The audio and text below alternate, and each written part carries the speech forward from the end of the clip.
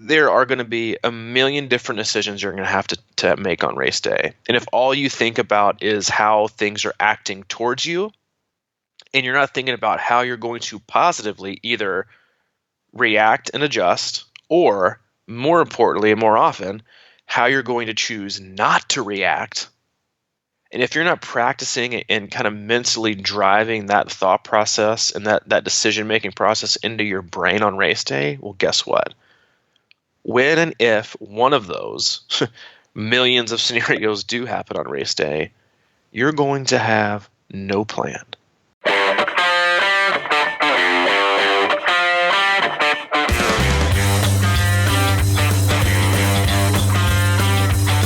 Crushing Iron podcast, ready to roll. Oh, dude, I thought you were going to throw me your phone there and tell us what episode we're on.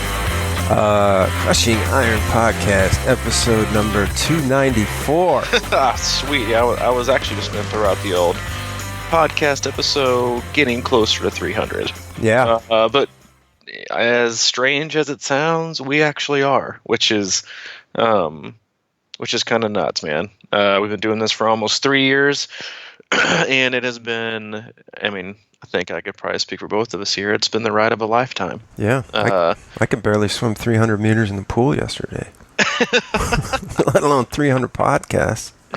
Oh, my gosh. Yeah, me? this is episode 294 of the Crushing Iron podcast, where we cover life, triathlon, how they intersect and intertwine, how they affect each other, and we do our best to give you, I wouldn't say tips and tricks, but I would just say that we do our best to share our experiences, our knowledge, the things that we've been able to apply over the course of our athletic and coaching careers over the last 10 or 15 years, and hopefully you take at least part of it and are able to apply it to your daily life and to your training to help support yourself and everything that you do in and out of triathlon to allow you to race better, and hopefully to make this something that's sustainable that you can do for a long period of time and achieve all the things that you wanted to achieve while, as we said, and we can always like to say, staying healthy and happy and keeping the right perspective. So if you're here for those things, then hey, cozy on up, snuggle in, and we hope to bring you a little bit more of that today. And if you're looking for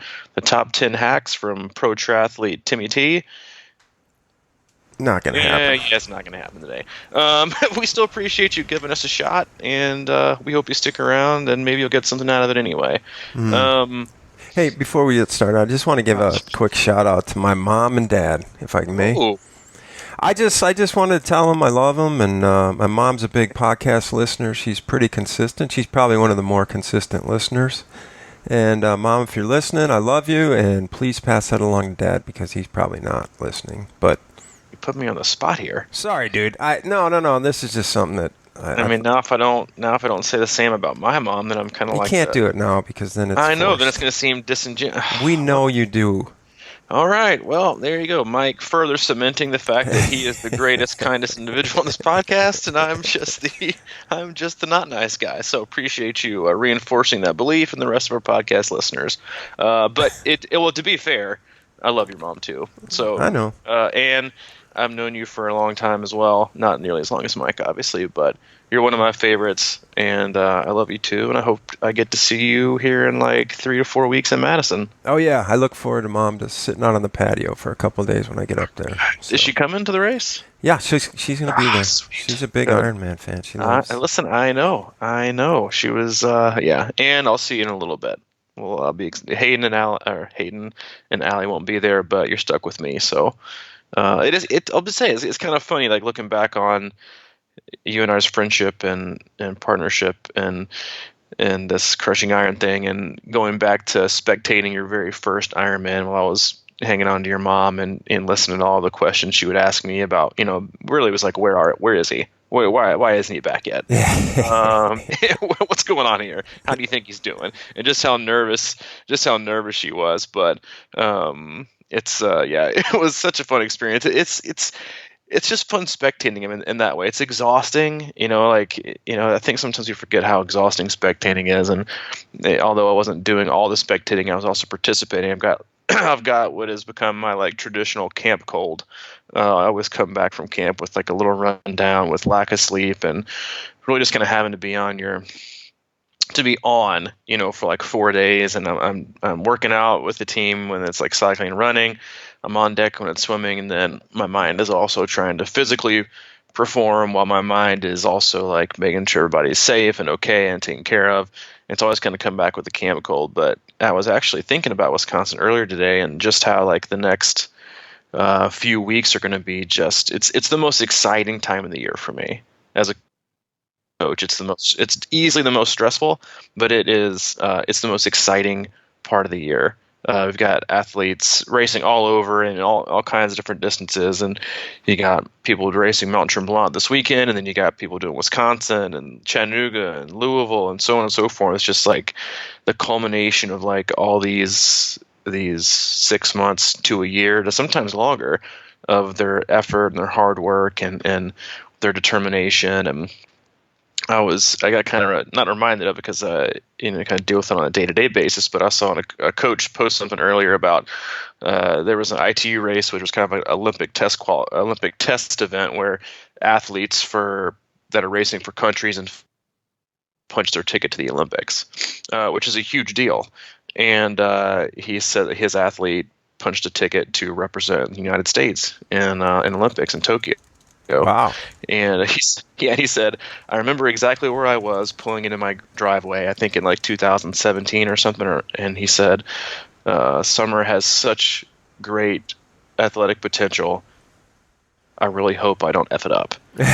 So like, I think sometimes coaches or athletes don't think that, like when athletes reach out to you and you look at them and you assess their abilities and their strengths and their weaknesses and then what they want to achieve and then how those intersect with their life and what they're available to do. And you kind of have to do all this, like, it's not math, it's just like a quick assessment of life and reality and goals. And it can be from just finishing an event, to wanting to qualify for Kona and everything in between.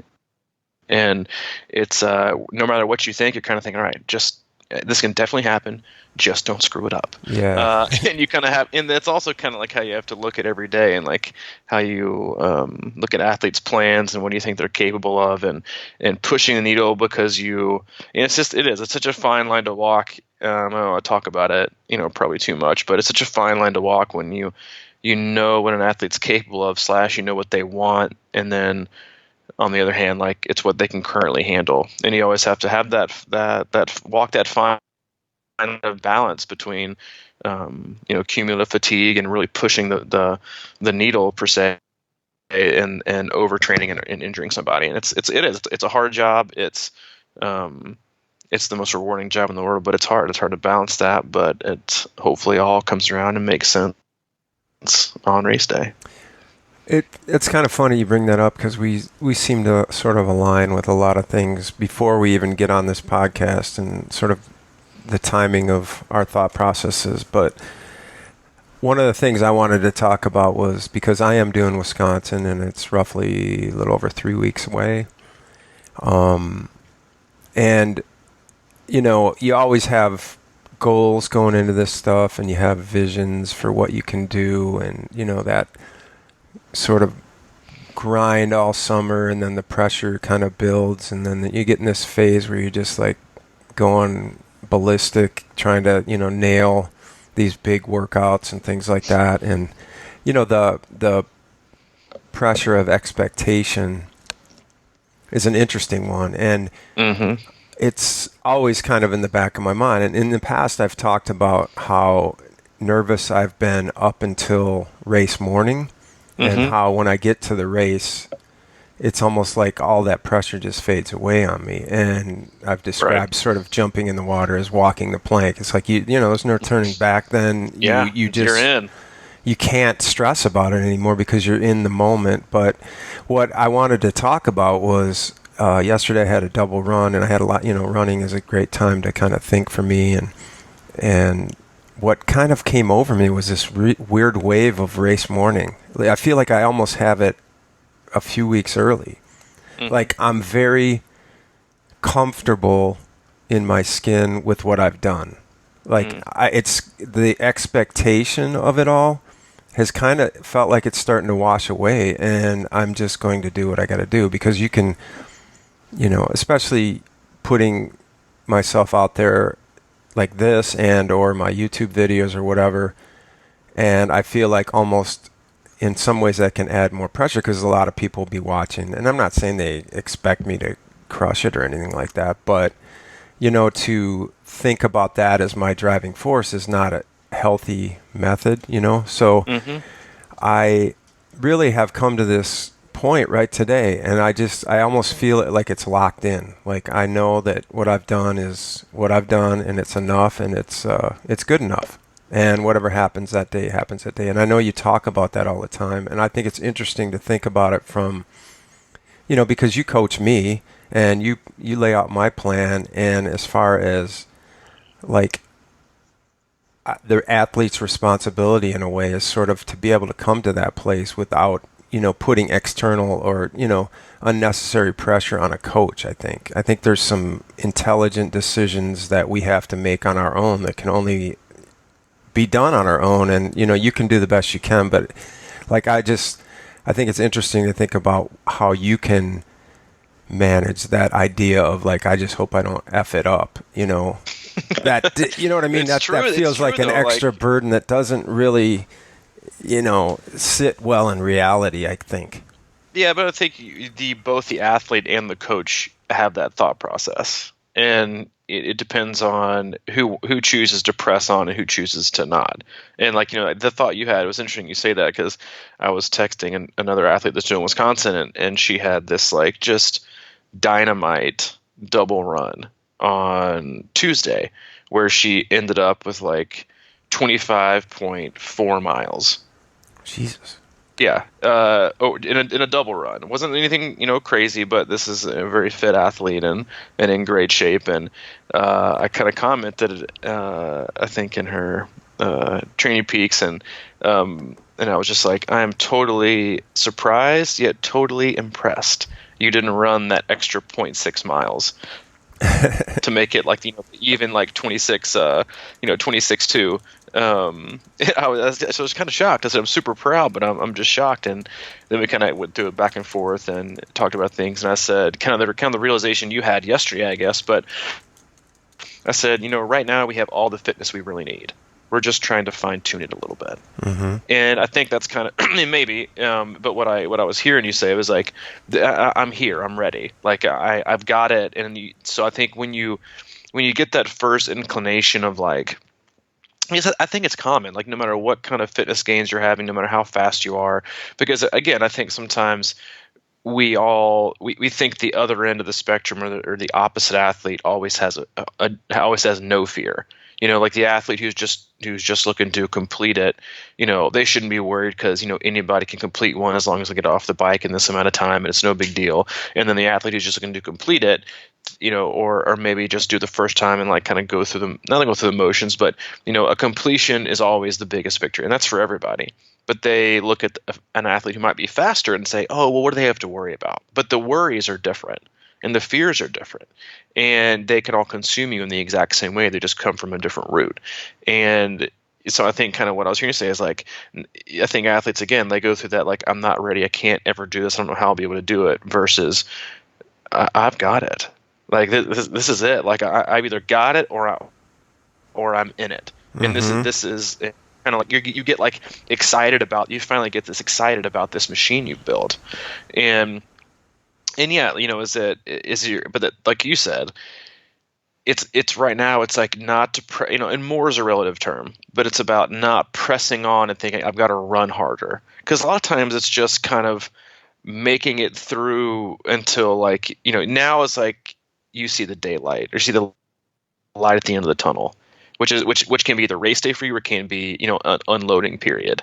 And you were talking about your double run yesterday, and we all know, I guess if you listen to this podcast, that I'm a gigantic fan of the double run, and not looking at weeks, looking at 3, 4, 5, 6 days collectively. Everyone likes to get excited about how many how much they've done in like a week. Everything's Monday through. It's like life doesn't exist when you try to compare Friday through the following Wednesday. It's like whoa. You're talking like foreign language to me. Yeah, right. You can't go out of that box, man. Exactly. And there was another athlete again. Since we're kind of staying like the Wisconsin like block, his comment yesterday was like, hey. He finished up, I think he did like 17 or plus miles a day, and he was like, definitely feeling some fatigue, but not beat up, just a little tired. And I had to remind him, and I said, well, you've ran 40 miles in the last 4 days, and 46 miles over the last 6 days, which they don't notice. But you don't notice. Like, again, long run's important, but crushing yourself is not. So when you look at like a double run on Wednesday, and then you ran the day before, and then you had to ease recovery on Monday, and then you bridge it back to the following Sunday. So just Sunday, where he ran close to 20 in a double run, and you get that many miles in 4 days, you're like, whoa, dude, I got it. Like if I can under fatigue, with no days off, and this guy's looking at like his 1, 2, 3, 4, 31 consecutive days of training. Then you're like, dude, if I can do this and I'm not even tapered, I'm ready to rumble. And again, but now it's like, I don't want to press the button before it's time. And now and a coach too, like this is also like that fine line between, all right, we've got the fitness. Do we, and it's really not about inching out any more fitness. It's just about not letting off the gas too early. And to not mess it up. And so I think both the athlete and the coach have that thought right now. It's like, all right, don't screw it up. Plus it's like, stay healthy. Right, yeah.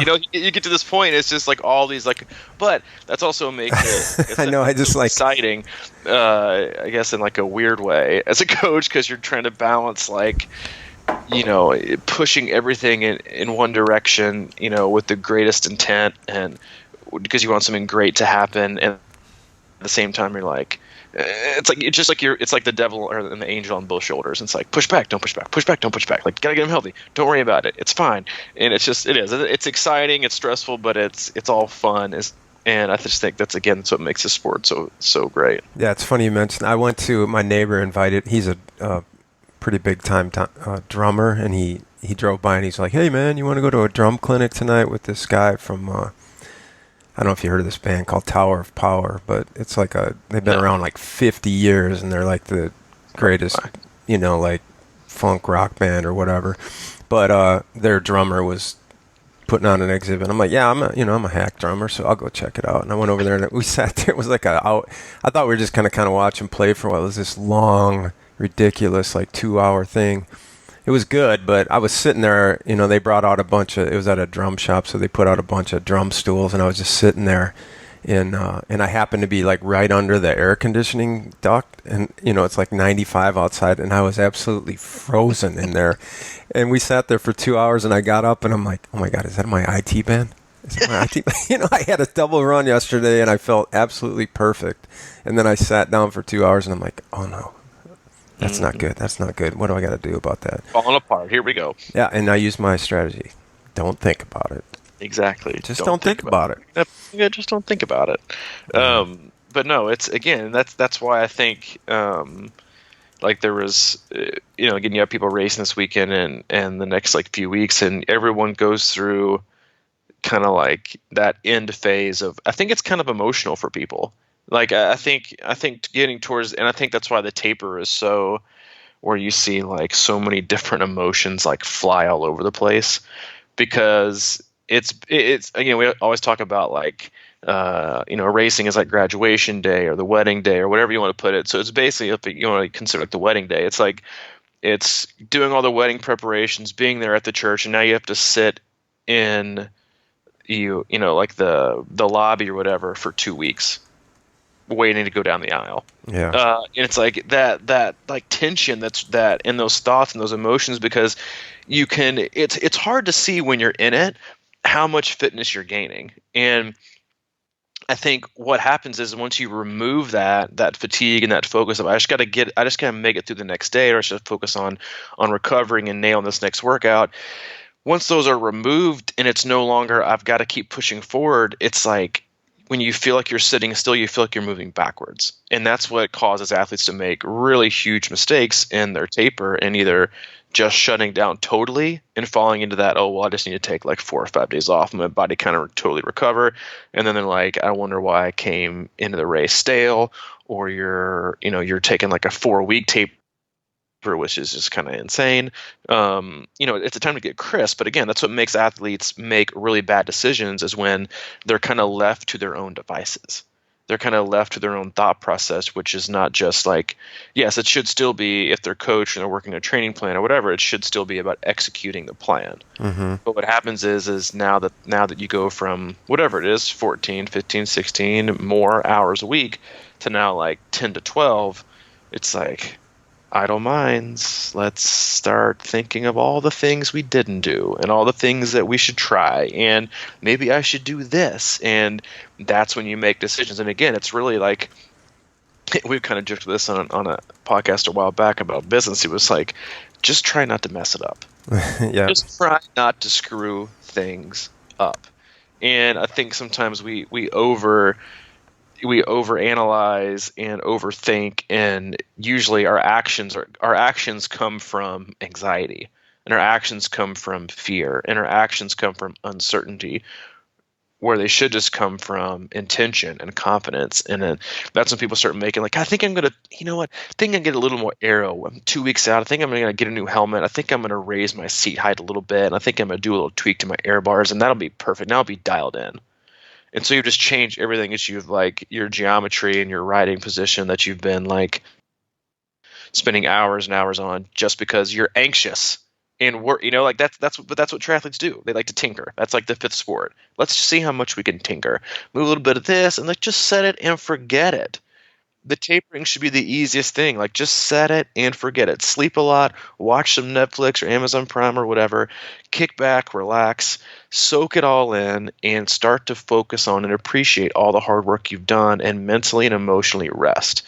But as we've kind of talked about also in other areas of our lives, some athletes really struggle with the taper, because I think people in general now thrive on, I don't want to say it's chaos, but we can say drama or chaos or things that are bad. I've talked about this before, like when I first got sober and after a few years went by, it was like, sometimes it was hard for me to be like, all right, this is like my daily life, like chill, nothing big happening. And oh my God, that's okay. Versus like some people I think are, which is odd, because some people are really uncomfortable because their normal is something being way off, something they need to really be anxious about. And so when they're not anxious, it turns out making them like more anxious, because like, well, I need something to like worry about. And when you take that and apply it to like the taper, people are like, wait a minute. Now, wait, I'm supposed to like sit here and like relax and be chill? I can't do that. I gotta find, if I'm not using my physical energy, now I've got to use my mental and emotional energy to absolutely freak the hell out and panic, because that's going to make me feel totally chill.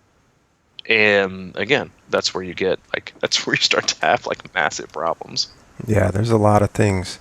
That's why it's like cool. I'm coaching an athlete, and he's very chill about things right now, and he feels real good, and he's just like, I've been kind of harping. He's got a race coming up next weekend, and just sort of harping on this idea of like, just, stay in your pocket. Don't try and be a hero. Don't try and do anything crazy during taper. And he's just been kind of going along about his business and feeling good. And, we had the camp this weekend, so I was away from my computer for a few days. And, it's just a lot of long days. And it wasn't, I wasn't in Training Peaks the whole time. So I apologized for being, gone. And he's like, dude, don't apologize, man. We got, he really gave me like the courage, or not the courage, but the, forgiveness or whatever, to be okay with it. And it sounds to me like he's just real settled in there.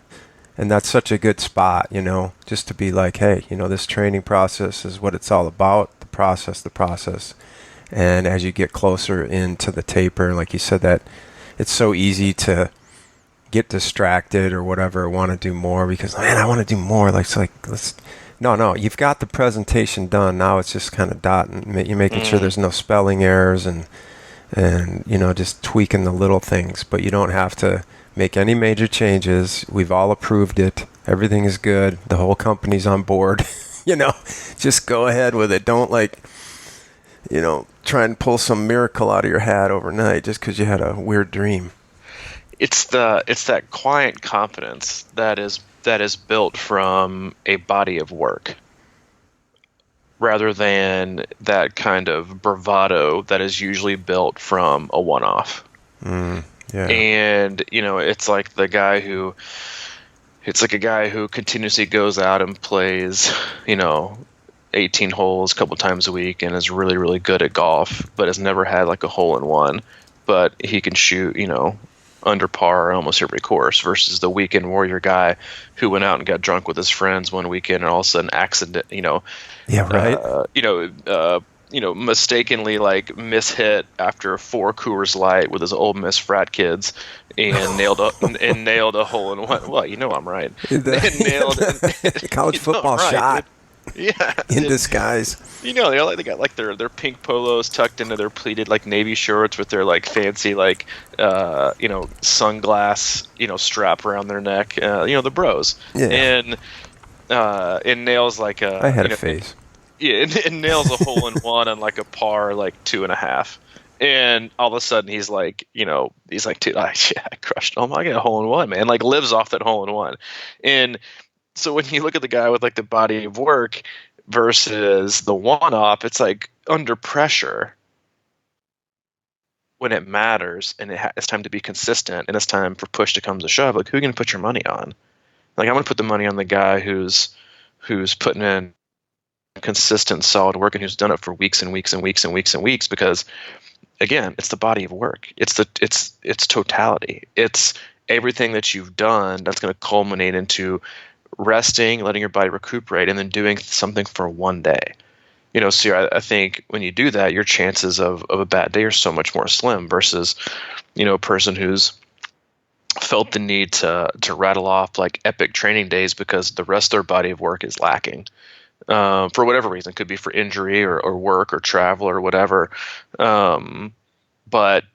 So I think it's that like quiet kind of confidence that people roll in on, and people might mistake it for being nervous or not taking it seriously enough or not being excited enough, when really it's like that's how you're supposed to go into these races. Like, you look back and you appreciate and you understand, like, because let's think about it. Like, if you're going to put all this effort in, you're going to do all this training, you're going to be consistent, you're going to take it serious week in to week out, you're going to focus on all the things you should, only to allow yourself to just not appreciate it and not have faith in it and not be confident in it the week and the days leading up to your big race, then what's the point? Mm-hmm. And so I think it's just really important for athletes to take this mentality those last 3 weeks of like, this is enough. I'm doing enough. This is the best I have. And the best I have and the best I can produce and the effort I'm given is good enough. Yeah. And I know that once I'm rested and that soaks in, then I'll be able to deliver my best effort that day. Now, everything else after that is out of your control. It could be windy and not be windy. It could be hot, could not be hot. It could have flat tire, could not have flat tire. It could have wetsuit swim, not wetsuit swim. GI issues, not GI issues. It could be a million different things that you can't control. And again, so I think you have to remember, you can't let the other side of uncontrollables affect your perception and of how you see the things you were able to control, and appreciate that and have confidence in that, because those are the athletes that stay calm on race day. Those are the athletes who feel this like quiet resolve about them that's like, hey, I made it work these last 5, 6, 7, 8 weeks of this block. I can make it work today. And with that attitude, and I think with that approach, that's where that quiet kind of confidence comes in. That's like, it's not like I got this. It's like arrogance. It's just, I think there's nothing wrong with having a quiet confidence of an assurance of your ability to be resilient and put forth the effort that's going to be demanded of you on that race day. And there's nothing wrong with being totally 100% secure in owning that. Yeah. And when you're calm, you just make better decisions in general. So as It's interesting because we have that T-shirt, Last Minute Larry T-shirt, and there's a lot of things that that the taper offers opportunities to take care of things that shouldn't be done 2 days before the race. Like, I've already got like a little bike check set for next week, a few weeks out, which is kind of unusual. Well, not really, I guess, and one of the interesting things I did, and this is a little bit last minute, Larry, but I don't think it's going to affect me, is I ordered some. I keep going around and around about nutrition. It's like this whole like puzzle that we talk about a lot, and for me, it's about like I'm always trying to think is how can I make this easier? Just so it's not like a big puzzle that I have to stress about. So I got to thinking about they have Gatorade Endurance on the course, so I ordered some. Oh Jesus! And I've been using it, and the reason is just because I want to. Well, first of all. I thought you meant like you just ordered it like this morning before the podcast on Amazon. No. I ordered some a little while ago, and I've been using it. And one of the main reasons I was curious about it is because I normally end up using it a lot on the bike because I usually go out with a couple bottles that I like, and then I'm 5 hours of Gatorade Endurance, which I hate. Mm-hmm. But I've been using it now for a little while, and I'm actually starting to like it, and I feel like that's kind of a bonus, right? Mm-hmm. Because I don't have to like juggle this whole thing because they have everything you need out there if you want it. Right. And that just takes a whole big tricky element out of my race. So, I mean, as much as I hate to like, cave to corporate, power, I'm just going to roll with this one. Yep. I think, listen, there's nothing wrong with that. That's not really corporate power. I like to be dramatic, Yeah, that was a little dramatic. Like, I've got like axe to grind with corporate. Yeah, I mean, in general, it's not the greatest product anyway. But it's, if you look at it, like the ingredients and what's in it. But well, I had a good run on it. It's always great. It's always great to have options. Mm-hmm. Yeah, but dude, like people who say that, it's like you're the person who like. Yeah, you do like one strength training session, and then like 2 days later you have this great run. You're like, dude, I can already tell. Like, I can already tell. I'm really starting to get more durable. Like, it's just really going to change like my glute activation, and I can feel it, man. My form's better. I'm like, dude, you did like 16 leg curls and 3 leg extensions. Just get over yourself. Let's not jump. Man, it's the little things. It's just I can really feel it adding up, man. Like I can feel it. I can feel it, man. It's making some.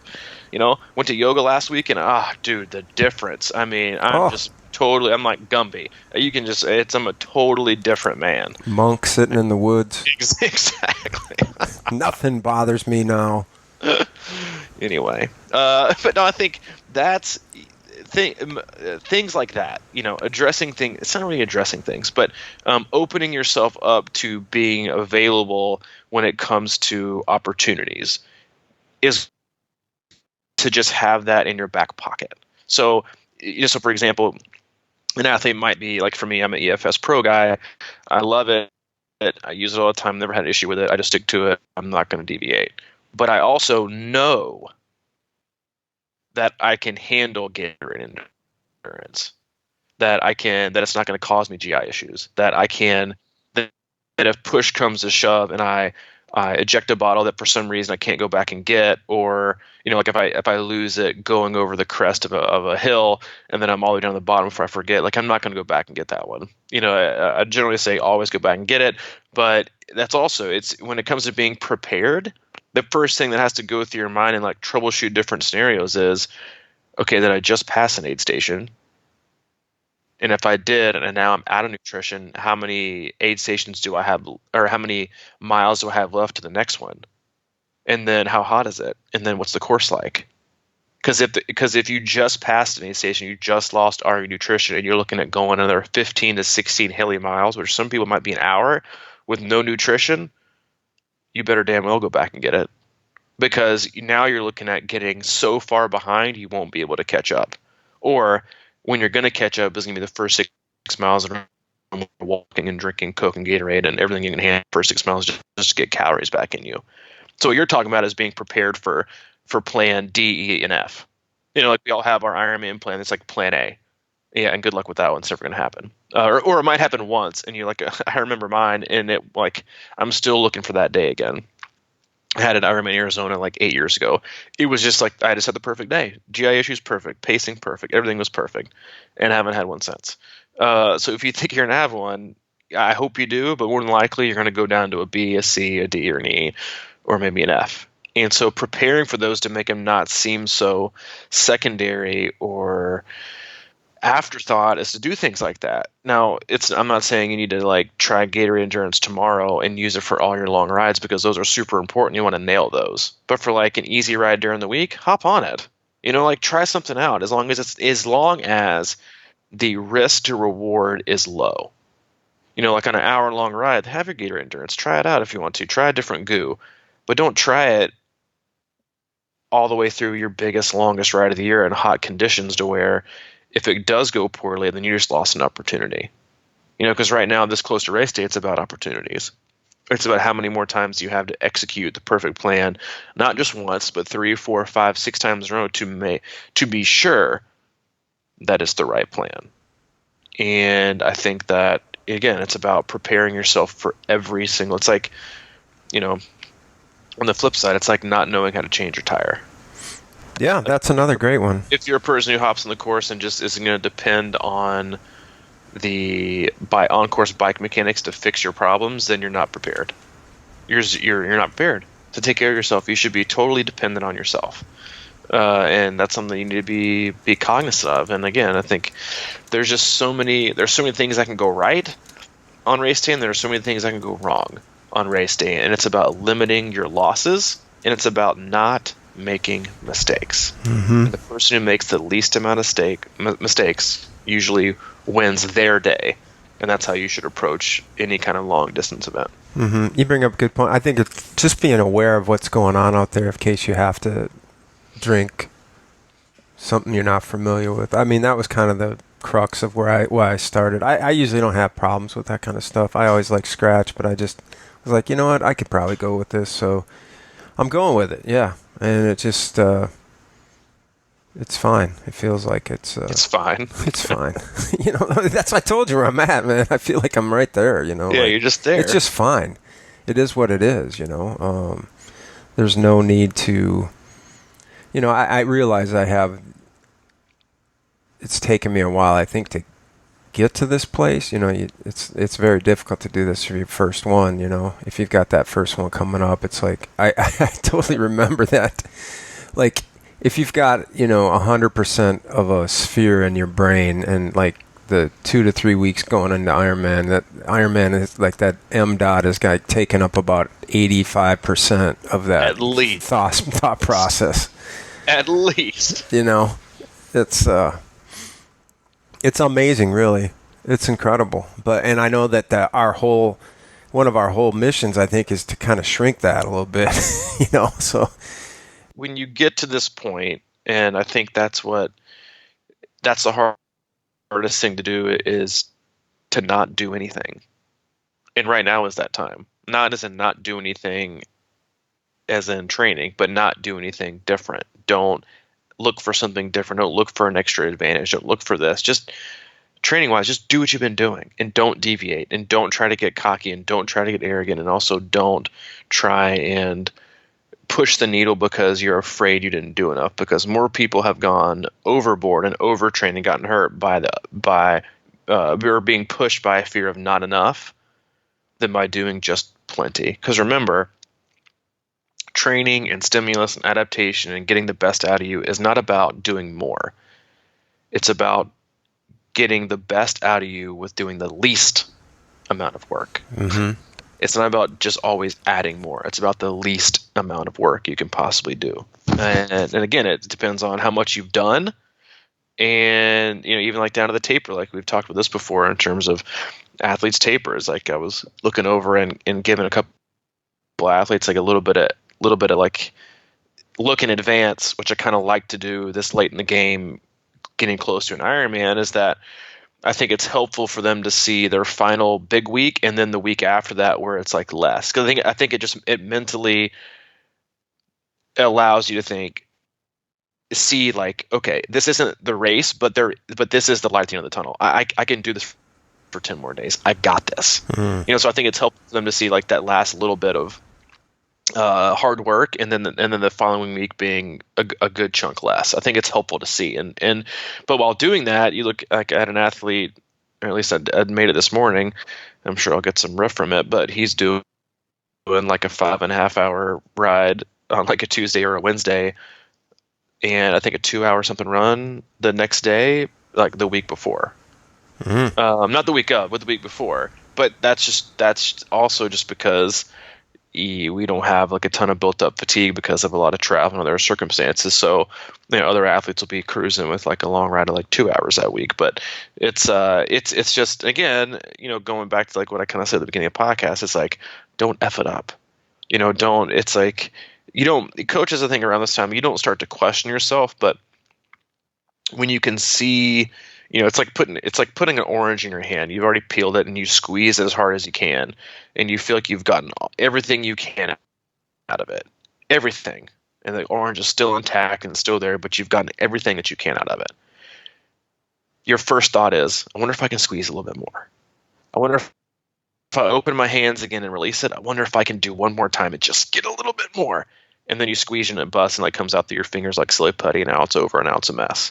That's kind of where you find yourself as a coach right now with training. It's like, I know we've done enough. It's not about pushing the needle. It's just about, and sometimes it's about just allowing athletes to see things they can do, or to get, what I was consider like more race specific practice on ensuring that they have everything nailed down with pacing and nutrition. That's kind of like the last piece of the puzzle. It's like fitness, duration, durability, resilience, ability to recover, short little unload, and then it's like, all right, now let's practice the execution of what it would more than likely going to feel like on race day, and then apply it the next day, hopefully, to see how you feel for a run and kind of gain that confidence of both pacing and nutrition, effort, execution, and duration. But again, it's also like, wow, am I doing too much? Am I doing too little? Am I doing everything? It is. It's a crazy time, yet it's awesome and fun. I love it. Yeah. It just occurred, the taper is really a good time to actually sort of practice patience and for your race. It's kind of like fine-tuning your ability to resist temptation too early. It's like a good 3-week block for that in a way.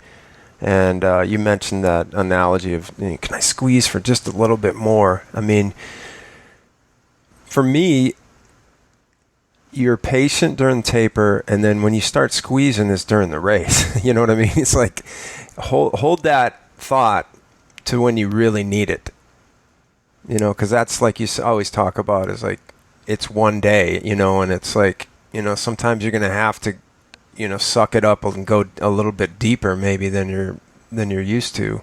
And to me, that's like one of the basic elements of successful racing, is that, because you can talk about planning out your race and pacing it and doing everything like that, but certainly at multiple times you're going to have to really dig deep into that dark place, and you need as many of those abilities as you can. It's like holding out like a treat for your dog and just tell them to wait. Yep. And that race day, finally they're just ready. They're so ready to do whatever it takes to get there. And that's kind of how I think about it. Like I always, you hear these stories about like, yeah, I just, got to mile, whatever. And I've done it, this is so typical for me. And you can't describe, if people haven't been there, what kind of it's going to take at some times, and that's all on you.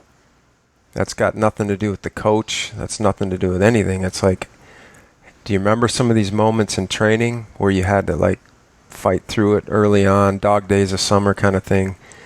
Those are the things that maybe can change the game during a race. It's like just not giving in when it's 51% saying give in, but like don't let that happen. Do you know how much mental and emotional energy is absolutely wasted the final 2 weeks before a big race? Lots. It's enormous. That's like my biggest, I don't want to say it's a pet peeve, but yeah, it kind of is.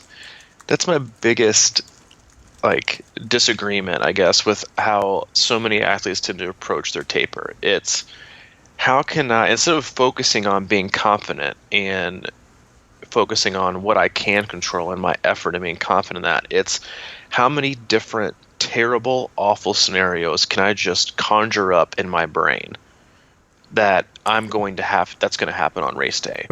I know it's like And that taper hits, and I feel like people just go, into their den and they flip open that laptop and they go right to Facebook and start looking at it. Go ahead, man. I just want to throw that in. No, it's the truth, man. I don't even like open Training Peaks. I head to the office, I get on the couch, and I put on my psychology hat and think this is going to be the most emotional, turmoil part of the season. Brace yourself. And I kind of picture myself as like Robin Williams in Good Will Hunting. That's kind of how it is. But here's the thing: is that like I have no issue, I guess, kind of, in you thinking through specific scenarios, because I think it's helpful in when it comes to mental preparation and execution. But the problem that I have the most is that most athletes just have these thoughts and these visions and these anxiety-driven, circumstances that they are just certain are going to happen on race day, and that's all. And that's where they lead it. They don't ever finish it off with, and this is how I'm going to fix it, and this is how I'm going to combat it, and if this does happen, this is what I'm going to do. So they're not preparing. They're just driving themselves down taper week on the anxiety train, all aboard, full on, no conductor, no one driving. Let's just see how anxious we can get, with no mental preparation on what I can do. Because we've talked about this, to a million times on the podcast, is there are going to be a million different decisions you're going to have to make on race day. And if all you think about is how things are acting towards you, how the environment is acting towards you, how your bike is acting towards you, how your wetsuit acted towards you, how the athlete's acting towards you, how volunteers, other athletes, the transition area, whatever, and you're not thinking about how you're going to positively either react and adjust, or more importantly and more often, how you're going to choose not to react. And if you're not practicing and kind of mentally driving that thought process and that decision-making process into your brain on race day, well, guess what? When and if one of those millions of scenarios do happen on race day, you're going to have no plan. You're not going to know what to do. And your first thought process is actually going to be, see, I knew this was going to happen. I knew this was going to happen, and now my race is ruined. No. You ruined your race 2 weeks ago by thinking that this was good, not that you thought it into existence, by failing to prepare mentally and emotionally for the fact that it's not going to be perfect. And so while I fully support being confident and having that kind of quiet confidence in all your abilities, at the same time, if you're not mentally preparing to troubleshoot, you're doing yourself and your fitness and think about it, like, and all that time you spent, all those hours you committed, all that time away from your family, all those sacrifices that you made, all the money that you spent, if you're not doing your due diligence to troubleshoot beforehand, to leave no stone unturned when it comes to the mental and emotional approach and preparing yourself to either evade or overcome every obstacle that will be thrown at you on race day, then you're doing yourself a great disservice, and you're doing your journey a great disservice, because it's going to end in one fashion, then another one will begin on race day, and you have the ability to control many things with your actions, reactions, or just simply choosing to not let something affect you in a negative manner. Yeah, I know, right? That's kind of I guess it is a pet peeve that qualifies. Be ready. But it's just be ready. Like, I know we talk about it, and I'm sure, it gets old to some people, but like it's just like, you gotta be ready. And that's my other. I think there's like two ends of the spectrum, right? It's it's the athlete who just over analyzes every anxious, horrible scenario that can ever play itself out, right? With no, and then doesn't address anything. And then you have the other athlete who's like, it's gonna be all good, and doesn't do any preparation at all, and like, so like they're not anxious, which is fine. They're not like, going through like, huge, moments of like emotional turmoil that the bike ride the last like 70 miles are going to be just horrendous downpour, and then I'm going to wreck at like mile 83, then I'm a flat tire at like mile 101, then I'm not going to make the cutoff by 2 seconds, and this person's going to tell me, and everybody's going to be staring at me, and then I forgot my tri-suit. I ended up like doing the whole bike ride naked, and everybody's going to be staring at me. It's like that, that whole scenario. And so they don't have that, but they also don't have any kind of like focus on, oh wait, like these small things. I'm like, oops, I forgot my nutrition today. Oops, like wait a what? Like it's like trying to pull out of the driveway to go on a road trip, and you just forgot that you have no gas in your car, and actually, frankly, like just don't have any tires on it. Well, kind of a big deal. Yeah, I don't want to we kind of joke about before. It's like, whenever you get to Ironman weekend and you're out, it's like Friday afternoon, and people are, well, how you doing? Well, I got a little tweak in my thing. It's sort of like, I think that because Ironman is so hard, and to go through that day is so incredibly hard, the training is so hard and everything like that, there's a natural inclination in us to sort of maybe create some small pre-excuses, you know what I mean? Like, I think that sometimes that can even relate to not preparing, like you're saying, little things like, oh man, I screwed up my nutrition. It was like, why? How can you screw up your nutrition? You've had 6 months to think about it, and plan for it. And yeah, stuff happens, I get that, but that's kind of thing. I mean, like last year, this is like a perfect example of how that excuse monster can get in your brain. Like, I did Louisville last year. I got out of the swim. I ran into T1, and that was when my bag was missing. My T1 bag was gone. So I'm running around transition going, where's my bag? Like I remember this feeling like in the back of my mind was like, well, I guess I can't do the race. It's like I was thinking like at some level there was like an out, but the reality is you got to go through this race and it's going to be hard. So you might as well just be ready for it. And then you own the day. And then you own the day. And then you own the day. But I get it, Yeah. I get the fact that people kind of look for, and it's just a natural human tendency, I think. But like, I always just try to impress. It's like, I know it's hard. Just fight through it. And it's sort of like just putting yourself, the key to life a lot of times is putting yourself in uncomfortable situations and getting through them. And you're usually stronger and better for it, So keep that attitude in mind when you, quote unquote, feel like throwing in the towel or, just throwing it away, and just like settle into your body, kind of regroup, check your systems like you always talk about, and then just move on, and things will be hopefully different and better, and they can get better. It just because it's your swim didn't go as well as you should, or you feel a little bit weird out of the water, don't like give in to that. Just kind of let yourself get through it and keep moving on. I mean, that's just the biggest metaphor for life you can have, but something to think about. And soak it in.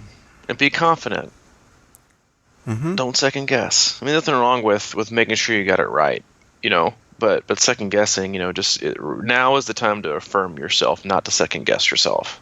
And I guess that's what we're trying to, continue to say it, and a bunch of 1,000 words that may or may not have made sense to you. But now is the time to reaffirm your positive thoughts, not to question them and create negative ones. And and now is the time to start thinking positively that you can do this, not that you can't, because your mental and emotional approach on race day is going to be the sum of your thoughts beforehand. And if the sum of your thoughts beforehand are all negative, and they're all anxiety driven, and it's about negative self-talk, and I can't do this, or I'm not supposed to be here, or there's no way I'm going to finish, then you will be the sum of all your thoughts on race day. You will think that, you will believe that, you will have that feeling wash over you the first time something inconvenient happens. But if your thought process is positive and assuring and confident and full of belief through training, and your thought process is, I can do this, and that no matter what happens, I can make it, and that I won't let it deter the outcome of the race. And the outcome being my effort and my ability and my willpower to drive myself to finish, regardless of inconvenience one way or the other, perfect environment and race day, or the worst. It's not going to deter my thought process and my effort to make sure that I finish today doing the best that I can. And if you think that way in training and you're confident in those beliefs, and that's going to be the sum of your thought on race day. And you usually see that, it's like you can usually see the sum of everyone's thought process in transition before, when everybody's getting their bike ready and they're walking to the swim start. That's when you can see it. And I just also encourage you, whether it's like you got to race in a few days, you got to race in a few weeks, you got to race in a few months. Remember, like you are the sum of your thoughts and the things you tell yourself, and so you don't want those to be negative, you want those to be positive, because you can mentally and emotionally talk yourself into a terrible place, but you can also mentally and emotionally talk yourself into action that leads to being in a wonderful place and being prepared on race day, and then being prepared for other great things or obstacles that happen in life. And I just think it's a good lesson and a good reminder that those things matter, and every single thought and action, they all matter. You're right. Thanks. I like that. You hear that, Allie? I'm right. No, but yeah, we do. It's probably a good place to end it. Listen, best of luck to everyone. We got some peeps up at our Ironman Mont Tremblant, I know that we coach, and then obviously a couple other ones that are in our Facebook group. And again, that's if you want to be part of that conversation, you can hop on Facebook and search Crushing Iron Group, and we'll be in there, and we'll let you in, answer a question, and we wish the best to everyone. And then if you're going to be up in Wisconsin, definitely make sure you check us out. I'll be up there fairly early, which I'm looking forward to, hanging out in Madison, one of my favorite cities, and hanging out with you and the rest of the team. We wish everyone the best. Good luck, happy training, stay focused, be smart, be safe. If you haven't, or it's been a while, you can always hop over to crushingiron.com. It's kind of our one-stop shop with info on swim analysis, our blog, gear, coaching and training opportunities, our triathlon camps that are almost sold out already for next year, after just finishing off a wonderful camp this last week, and everything else that we offer is there. Check it out, crushingiron.com. If you have any questions, comments, thoughts, anything, you can always hit up Mike, crushingiron@gmail.com, and you're always welcome in my inbox, C26coach@gmail.com. Yeah. Leave us a little review on iTunes, too, if you get around to it. That'd be good. Sure. Yeah, do it. Okay. Well, that'll wrap it up for today. I appreciate it, man. Yeah, appreciate you. This wraps up episode 294 of our sponsor-free podcast. All right. Thanks for listening, everybody. We'll talk to you soon. See you, dude. Bye.